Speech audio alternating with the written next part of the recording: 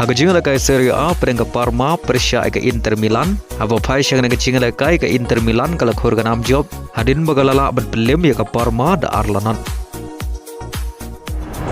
Haga jingle kai Premier League ha perengga Newcastle Persia ke Leeds United. Haga nega jingle kai ke Newcastle kala khurgan am job. Hadin bagalala ban pelim ya ke Leeds United da saulalai. Haga jingle kai perengga Crystal Palace Persia ke Aston Villa. Haba pai syang nega jingle kai Baro artli kenhon Iakhait klem la ban pen khijar nado bastang ga jingle kai Haduh bukut jong ga jingle kai. Haga jingle kai hapteng ga Brentford Persia ke Sunderland. Haga nega jingle kai ga Brentford kala khur ga nam job hadin bagalala ban pelem ya ga Sunderland da lailanot.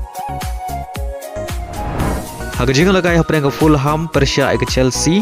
Haba pai syang nega jingle kai ka Fulham kala khur ga nam job hadin bagalala ban pelem ya ga Chelsea da ar la kawai.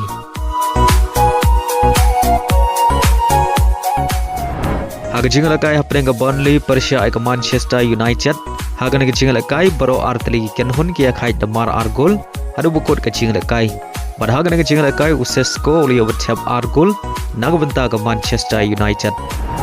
Haga jingle kai haprenga Manchester City Persia ke Brighton. Haba pai syang nega jingle kai baro artli kenhun ki Iakhait damar shigol Haduh bukut ke jingle kai. Yaga shigol joko Manchester City layo betap lengba ke penalti balakan ciat do Haaland haga menit ke basau peway.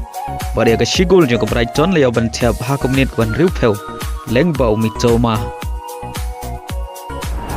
Haga jingle kai Super Cup semi final jong ke Spain hapren ke Barcelona Persia ke Athletic Club. Haga nega jingle kai ke Barcelona kala khur ke nam job hadin bagalala ban pelim sok ya ke Athletic Club Haduh san lanot. Bar haga nega jingle kai ura pinha uriyo ban tap argol nagbenta ke Barcelona.